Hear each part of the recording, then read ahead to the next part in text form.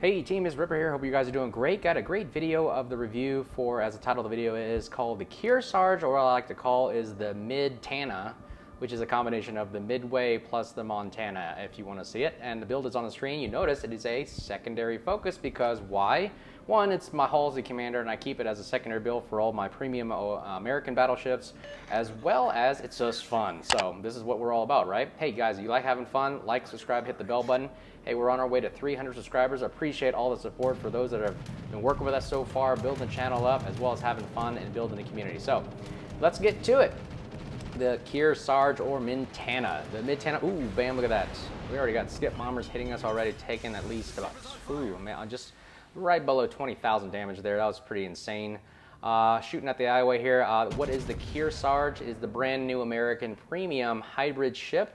And you can see I just fired a first salvo right there. 12 406 millimeter shells, firing pretty far right there, and boom, 9,000 damage. It does pack a punch with that plunging fire, ladies and gentlemen, but the only thing I've been reading about that is not the normal 406 millimeters you're getting on the main battleships like the Montana or the Massachusetts, but these are more of the North Carolina 406 millimeters, which the velocity basically is the difference. It's just a little slower, going about 700-ish meters per second. So just watch me firing. You got to lead it pretty well later on when you're firing. But when you put the module of accuracy and dispersion on there, boom, you get some pretty good, accurate shots with it, and I think that's what really helps it out a lot. The rest I built is for secondaries to focus on for the range, because you can get them out to 10.5, and I know back in the day you couldn't do that. Now you can, and I'm like, why not? If you can get them out to 10.5, although it's not a primary secondary focus ship, when you do have people in your range, you want those secondaries, since there's like 7 on each side, 7 turrets, 127 millimeters, they can do something about it, and I find that that's what's fun about this game, is just to have secondaries that can reach out, just shoot. I don't care if they hit it or not, at least you're shooting. It's better than not shooting, right? I mean, at least if you shoot something, you have a chance of hitting it. But if your range is only like 7.5 or something, your secondaries won't shoot, and no chance of hitting it anyways, so why not? And you don't really take much of a hit with it, because here's the other bread and butter, as you can see right now, is that if I can't reach out and touch somebody, I can use the aircraft, which are the F8F Bearcats here, which the Tiny Tim shells rockets. You'll take a good gander at what these rockets can do right now, going against the Iowa. So we're going to take a shot right now, and leading right in front of it. Now look at the time, how much it takes to shoot something. Boom, 7,500 damage. That's pretty good just for aircraft, and those Tiny Tims do pack a punch, and they start pretty good fires. I kind of save them for my after follow-up shot. After I fire a salvo of 12 406 millimeter guns, I'm going to switch the aircraft and finish off a ship or start a fire with the aircraft. That's my style of gameplay, all while pushing in and using the secondaries to just wreak havoc. So let's talk about it. Kearsarge, what is the biggest thing that this is? Essentially, like I said, this is a Montana-sized battleship. Look at the size of this monstrosity. Look at the turning. The speed is actually pretty good and incredible. I mean, you can get this thing up to 30-something plus knots with a flag, so I think the speed is fine. The turning is great. You don't need any rudder shifts or anything like that for me. I don't need it. I just built it for concealment, which would get it down to 13.3, as you can see on the screen there.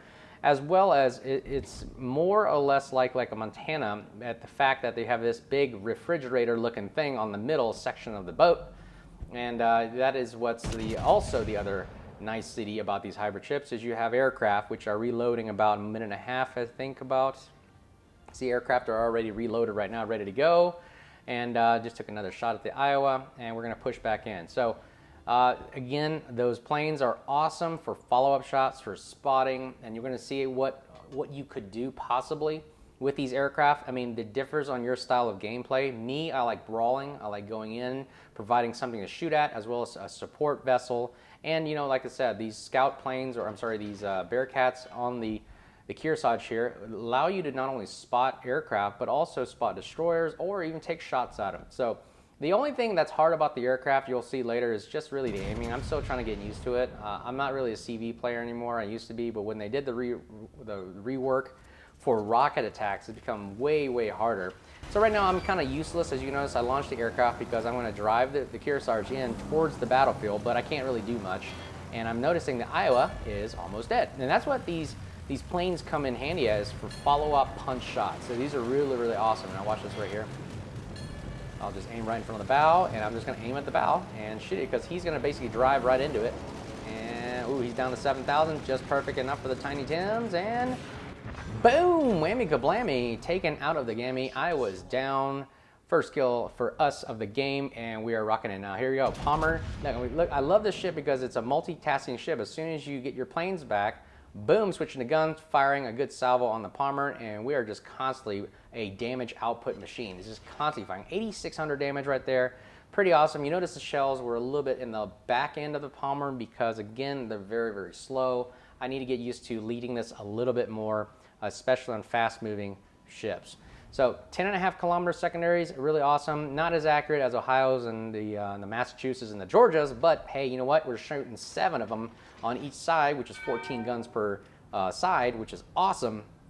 And I just like watching the fireworks. So we have the next target up here is the Lenin, pretty heavily armored because it's a Soviet battleship. So pretty much gonna have to rely on this plunging fire to hit the upper deck. But we're also got the secondaries going to go drive into range of those. So let's see if we can start some fires. And then you got a follow-up shot with the air rocket planes. So again, what do I think about the Kearsarge, or I like to call the Mid-Tana? Midway plus Montana is the Mid-Tana. Probably hopefully I start that trend. But the Mid-Tana here is, I honestly think I've had a lot of fun in this. I've already played, this is my first game in it, by the way, and we took a massive hit there. I had a lot of fun, and it does really, really well. And watch the AA on the ship is incredible. Watch how we just take out a lot of the planes of the Pavetta here, which I believe is a new CV ship.